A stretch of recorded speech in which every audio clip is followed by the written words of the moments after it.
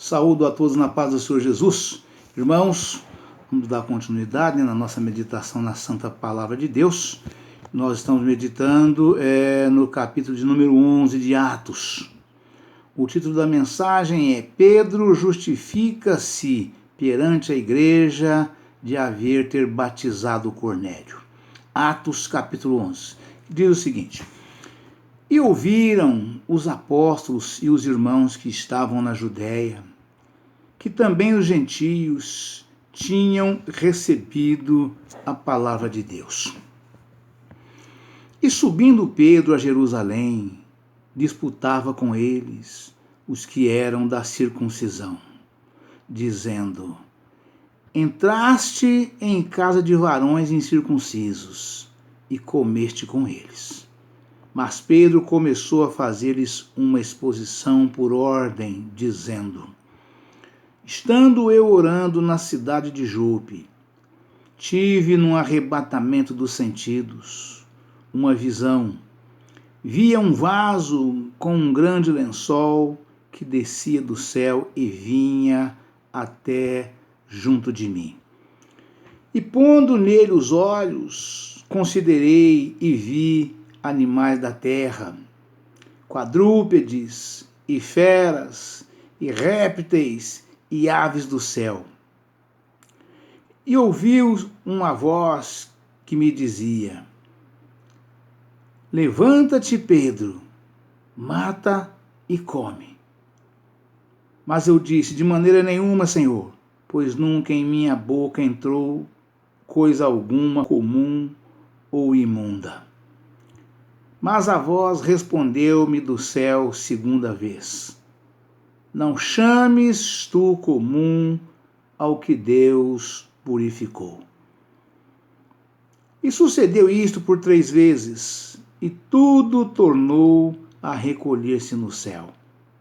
E eis que na mesma hora pararam junto da casa em que eu estava 3 varões que me foram enviados de Cesareia.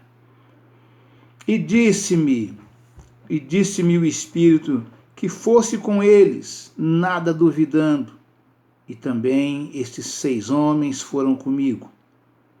E entramos em casa daquele varão, e contou-nos como vira em pé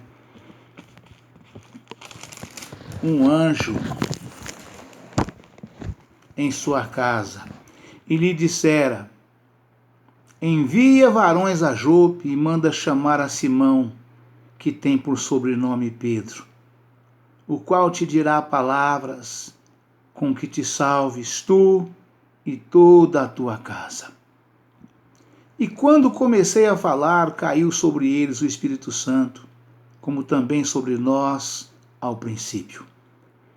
E lembrei-me do dito do Senhor, quando disse: João certamente batizou com água, mas vós sereis batizados com o Espírito Santo. Portanto, se Deus lhes deu o mesmo dom que a nós, quando cremos no Senhor Jesus Cristo, quem era então eu para que pudesse resistir a Deus? Aleluia, Jesus.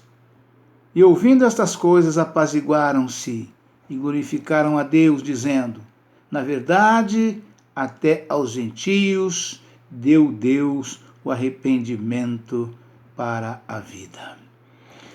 Amém, irmãos? Então, irmão, a gente vê aqui, né,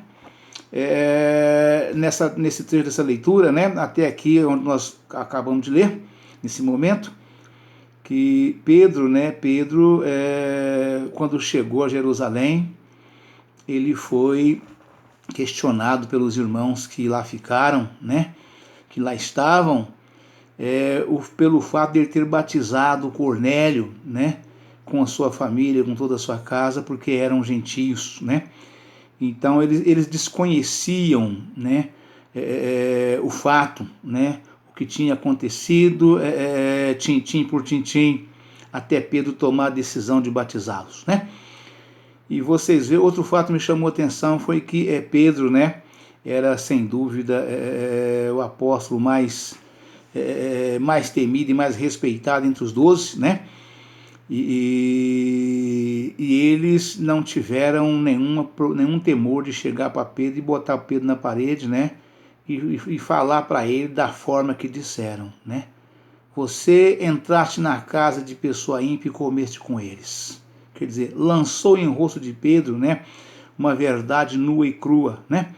E Pedro, pela sabedoria que Deus dava para ele o tempo todo, usado pelo Espírito Santo do Senhor, né, explicou de forma ampla, geral e restrita o porquê daquilo.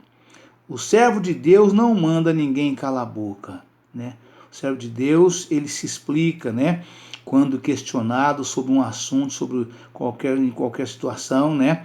Que traz algum certo constrangimento ou para um lado ou para o outro, né?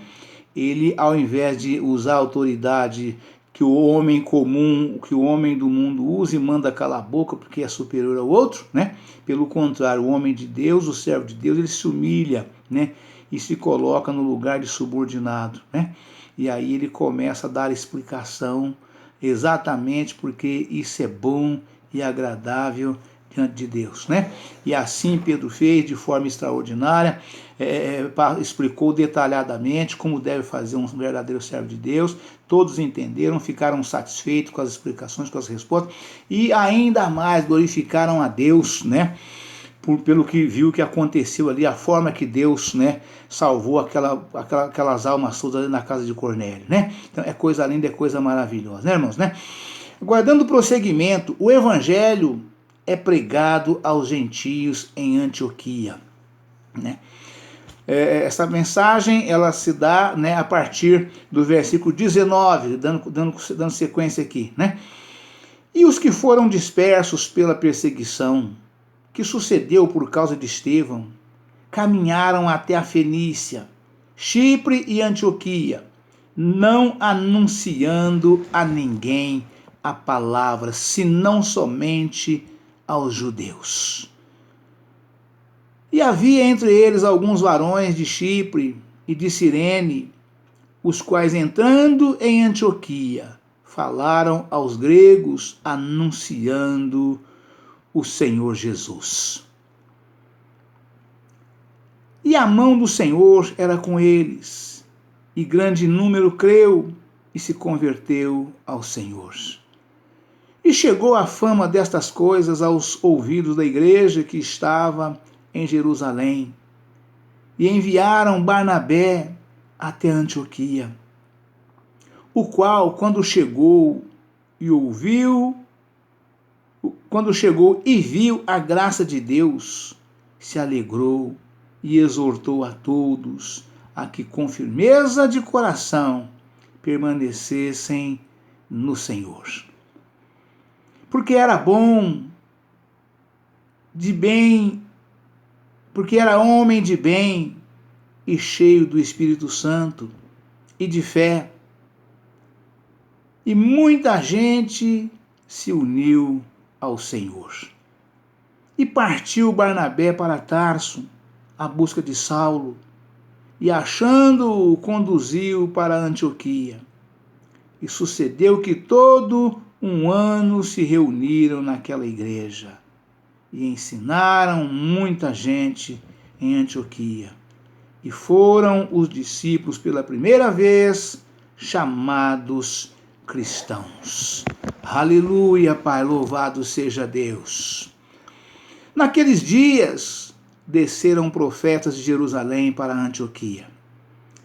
E levantando-se um deles, por nome Ágabo, dava a entender pelo Espírito que havia uma grande fome em todo o mundo.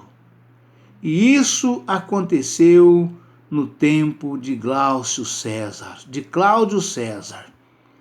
E os discípulos determinaram mandar cada um, conforme o que pudesse, socorro aos irmãos que habitavam na Judéia. O que eles, com efeito, fizeram, enviando-o aos anciãos por mão de Barnabé e Saulo. Amém, irmãos? Glória a Deus, aleluia, Jesus. Nós vemos aqui, irmãos, que aqueles discípulos, né, que foram dispersos, né, afugentados, né, pela fúria de Saulo, né, junto com seus companheiros, né, os quais mataram Estevão, né, e eles saíram dali afugentados, fugindo, correndo com medo, e até chegar em um determinado lugar, eles não pregaram a ninguém que não fosse judeu, né? Porque através da língua eles sabiam quem era judeu e quem era grego, né? E aí eles só pregavam para quem era judeu, né? Quem não era, eles não pregavam, né? Fugindo de medo, com medo de falar, né? Mas continuou falando, né? E quando chegaram, né, a Chipre e a Cirene, e de Cirene, havia entre eles alguns varões de Chipre e de Cirene, os quais, entrando em Antioquia, falaram aos gregos, anunciando o Senhor Jesus. E a mão do Senhor era com eles, e grande número creu e se converteu ao Senhor. Né? Coisa linda, maravilhosa. A fé vem por ouvir, irmãos. Por ouvir o quê? Por ouvir a santa palavra de Deus. Jesus disse: vós errais por não examinar as Escrituras, porque cuidais ter nelas a vida eterna, e são elas que de mim testificam. Está lá esta menção que o próprio Senhor Jesus fez no livro de João, capítulo 5, versículo 39. Vós errais por não examinar as Escrituras, pois cuidais ter nelas a vida eterna, e são elas que de mim testificam. Né? A fé vem por ouvir a santa palavra de Deus. Né? Glória a Deus, aleluia, Jesus. E a mão do Senhor era com eles, e grande número creu e se converteu ao Senhor.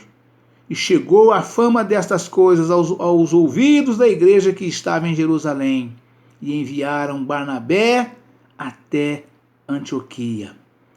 E quando chegou e viu a graça de Deus, se alegrou e exortou a todos que com firmeza de coração permanecessem no Senhor. Ou seja, Barnabé foi lá para conferir, chegou, conferiu, viu que realmente a palavra estava sendo pregada, era o evangelho genuíno, real e verdadeiro, as pessoas estavam se convertendo, estavam chegando-se a Deus, né, estavam aceitando a Jesus, né, estavam sendo batizados e a igreja crescendo. Né. Barnabé, que era um dos 12, foi, conferiu, viu, era tudo verdade, se alegrou, ficou feliz e exortou, né, para que todos continuassem servindo a Deus com singeleza de coração e com sinceridade, né, e que permanecesse firme na fé da qual estavam sendo ensinados, né. Ficou muito feliz, né. O qual, quando chegou e viu a graça de Deus, e se alegrou e exortou a todos, a que com firmeza de coração permanecessem no Senhor, porque era bom, porque era homem de bem e cheio do Espírito Santo e de fé. E muita gente uniu-se ao Senhor. Vocês viram que é um varão valoroso, né? Um varão temente a Deus, um varão prudente, né? Ele chegou ali, ele foi ali preparado para botar ordem na casa, se necessário fosse, caso tivesse em desordem. Não, mas estava na perfeita ordem, né? O que ele fez, né? Ele colocou mais azeite na botija deles, para que eles tivessem ainda mais força, mais fé, mais graça, mais conhecimento, mais entendimento, mais sabedoria, e continuasse crescendo cada vez mais e mais, né? Na presença do Senhor Jesus, né?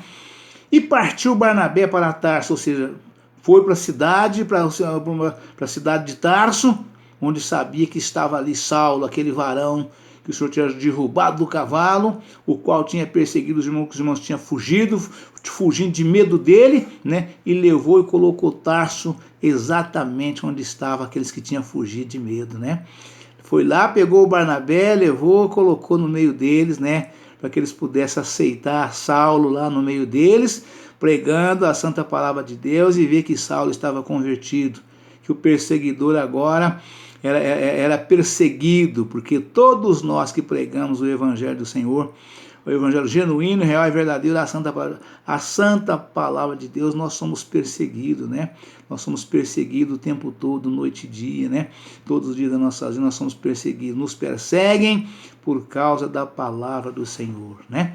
O próprio Senhor Jesus nos advertiu, nos alertou, e está escrito, né? Se perseguiram a mim, se aborreceram a mim, aborrecerão a vós também. Se perseguiram a mim, muito mais perseguirão a vós, né? Mas a nossa recompensa, o Senhor nos prometeu, que se nós permanecesse firme até o fim, nós receberíamos a nossa recompensa, né? E aqui estou eu, aqui estamos nós. Graças a Deus, pela misericórdia do Senhor, né? Estamos indo aí já para 23 anos, né? Na presença do Senhor, firme e forte na graça do Senhor Jesus. Louvado seja Deus, né? E aí, e sucedeu, né? E partiu Barnabé para Tarso, à busca de Saulo, e achando-o, o conduziu para Antioquia. Ou seja, pegou Saulo em Tarso e levou lá. Você vai ficar aqui no meio daqueles que fugiu de medo de você, para que eles vejam que você verdadeiramente está convertido, transformado, regenerado e liberto. E você vai liderar esse povo pela graça que o Senhor há te dado, né? Porque nós temos plena confiança em você, porque foi o Senhor Jesus que te chamou, Ele que te escolheu, Ele que te capacitou. Foi Ele quem falou para você e falou também para nós, que você seria para Ele varão muito valoroso, que você haveria de padecer muito pelo nome dEle e pela sua palavra, né? Que você era um varão extremamente importante para levar o evangelho genuíno, real e verdadeiro aos gentios. Então aí está você no lugar que o Senhor quer que você esteja, né? Siga em frente, vá em paz, né? Glória a Deus, aleluia, Jesus. E sucedeu que todo um ano se reuniram naquela igreja e ensinaram muita gente em Antioquia. Foram os discípulos pela primeira vez chamados cristãos. Que coisa linda, né? É o poder de convencimento que nos dá o Espírito Santo de Deus, né? Aí, quer dizer, toda aquela sociedade, né, reconheceu que aqueles homens, que aquela igreja nas mãos de Paulo, nas mãos de Saulo e dos demais irmãos, né, era verdadeiramente uma igreja de Cristo. Uma igreja, pela primeira vez, foi chamado aqueles irmãos de cristãos, né? Coisa linda, coisa maravilhosa, o que é o poder de Deus, né? Louvado seja Deus. Naqueles dias, desceram profetas de Jerusalém para Antioquia. Que coisa linda, né, irmãos? Né? Naqueles dias, desceram profetas de Jerusalém para Antioquia. E levantando-se um deles, por nome Ágabo, dava a entender pelo Espírito que haveria uma grande fome em todo o mundo. E isso aconteceu no tempo de Cláudio César. E os discípulos determinaram mandar cada um, conforme o que pudesse, socorro aos irmãos que habitavam na Judéia. O que eles com efeito fizeram, enviando-o aos anciãos por mão de Barnabé e Saulo. Irmãos, é coisa linda, é coisa tremenda, o verdadeiro servo do Senhor, né? O verdadeiro servo do Senhor, que é profeta, né? O Senhor o faz profeta, né? Ele é usado por Deus dessa forma que nós podemos contemplar aqui, irmãos, né?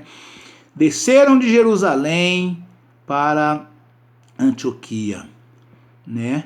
Desceram,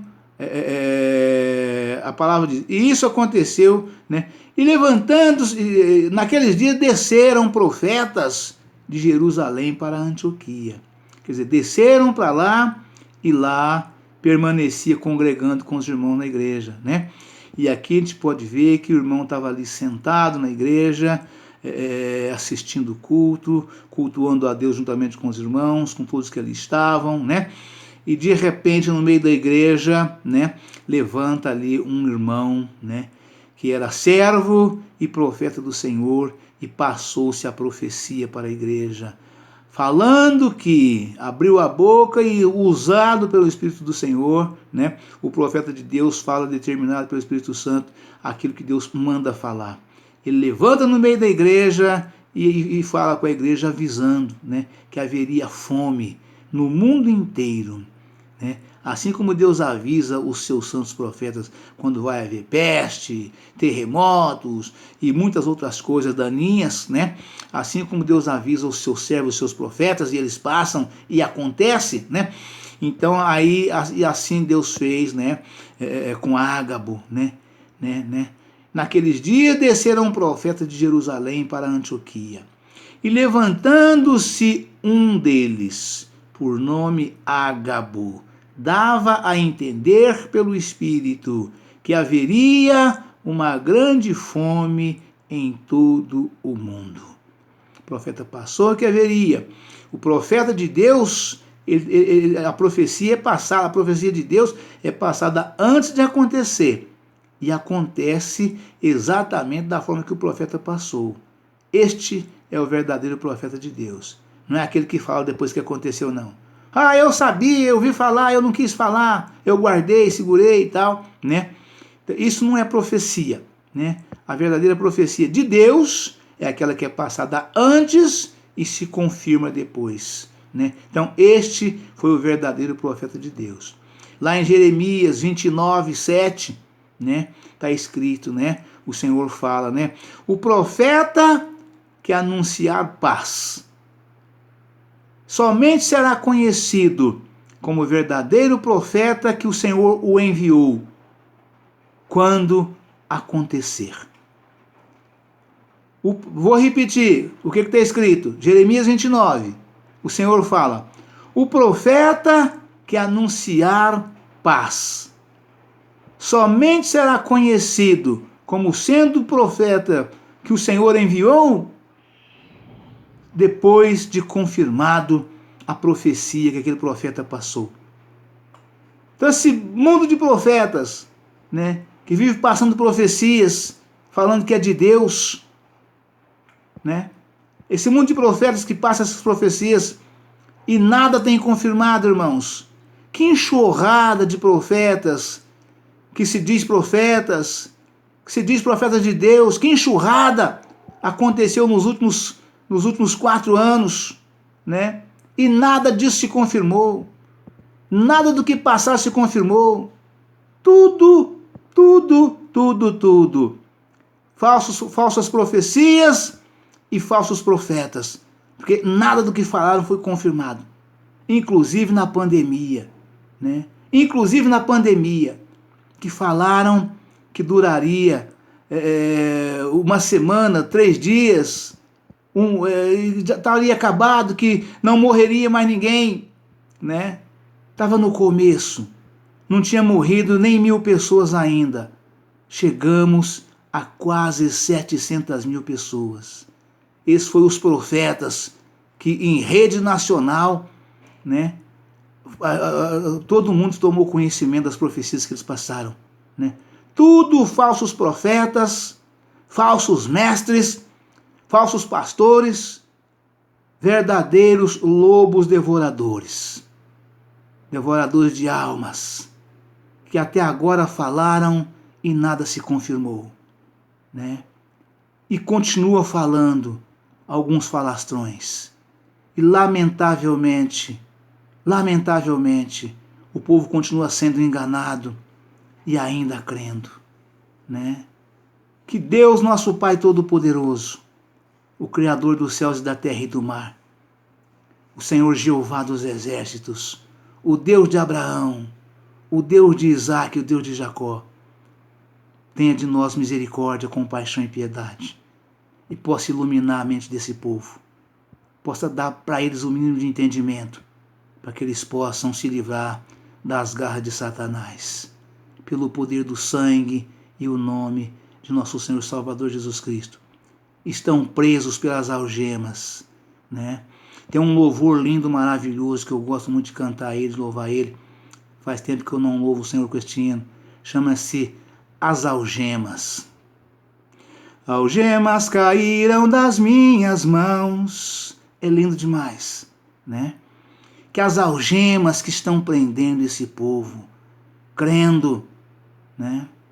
Sendo enganado, ludibriado, que esse povo possa, que o Senhor Jesus, pelo poder do teu sangue derramado na cruz do Calvário, possa libertar essas pessoas, libertar essa multidão de pessoas que estão crendo, né? São cegos conduzidos por outro cego. Que Deus tenha deles misericórdia, compaixão e piedade, e que eles possam ver. É o que eu peço em nome do Senhor Jesus, para todos aqueles que têm olhos, mas não veem, têm ouvidos, mas não ouvem, né? Tem mãos, mas não apalpam, tem pés, mas não andam, tem mente, mas não sente, não percebe, não tem o mínimo de discernimento das coisas corretas, né? Que Deus tenha misericórdia, compaixão e piedade, e possa iluminar a mente de cada uma dessas pessoas. Em nome do Senhor Jesus eu peço, né? E os discípulos determinaram mandar cada um conforme o que pudesse socorro aos irmãos que habitavam na Judéia, né? Só voltando um pouquinho atrás, quando o profeta anunciou que a fome viria, né? E levantando-se um deles por nome Ágabo, dava a entender pelo Espírito que haveria uma grande fome em todo o mundo. E isso aconteceu no tempo de Cláudio César. Foi confirmado, irmãos, aconteceu. No tempo de Cláudio César, do rei Cláudio César, do governante Cláudio César, aconteceu, né? Isso aconteceu. E os discípulos determinaram mandar cada um conforme o que pudesse socorro aos irmãos que habitavam na Judéia. E que eles com efeito fizeram, enviando aos anciãos por mãos de Barnabé e Saulo. Houve também, irmãos, na época do nosso pai Jacó, né?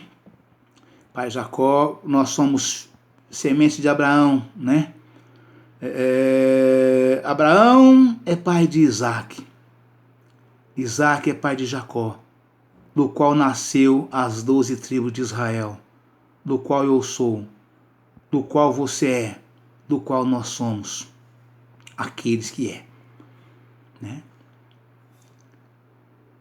Houve uma grande fome na terra, exatamente quando José, que era o 8º filho de Jacó, vendido como escravo pelos seus irmãos por inveja, tornou-se governador do Egito, porque Deus assim o quis, Deus assim o fez. E Deus, num sonho, deu um sonho para o rei Faraó, né? Das 7 vacas magras e 7 vacas gordas. E José, ainda na prisão, decifrou esse sonho, né? Foi chamado por Faraó, né? E decifrou o sonho para ele. E Faraó ficou maravilhado, né? Com a revelação de Deus, né? Dada por José, e o colocou como governador do Egito. E José, sabendo que haveria, guiado por Deus, conduzido por Deus, plantou comida com antecedência, derrubou os celeiros velhos, construiu celeiros novos, grandes, enormes, uma infinidade de celeiros para guardar comida, porque Deus avisou que haveria fome na terra. E José, como servo de Deus, como homem de Deus, estocou comida para alimentar a terra inteira por um bom tempo. E assim aconteceu, né? É uma outra mensagem, estarei no outro dia. E aqui, esse aqui aconteceu a mesma coisa, né? E veio a fome, mas os apóstolos em Jerusalém tinham comida estocada, o suficiente para poder alimentar os irmãos que estavam em toda a Judéia, porque foram avisados por Deus. Deus os avisou. E o Senhor fala na sua palavra. Deus é tão bom pai para com seus filhos, para aqueles que o amam e obedecem e fazem a sua vontade, que ele fala: eu não farei nada sem antes avisar os meus servos profetas. O Senhor nos avisa o que vai acontecer. Ele fala conosco o que vai fazer. E o verdadeiro profeta de Deus, ele só fala depois que Deus fala com ele e o autoriza a dizer. Enquanto Deus não falar com ele, o verdadeiro servo, ele não passa a profecia para ninguém. Ele só passa quando Deus fala com ele e vai e fala: vai e avisa o meu povo o que eu mandei você dizer. Este é o verdadeiro servo de Deus. Amém, irmãos? Deus abençoe a todos, um forte abraço. Fiquem todos na paz do Senhor Jesus. E amanhã estaremos de volta com um novo vídeo e uma nova mensagem. Em nome do Senhor Jesus. Amém?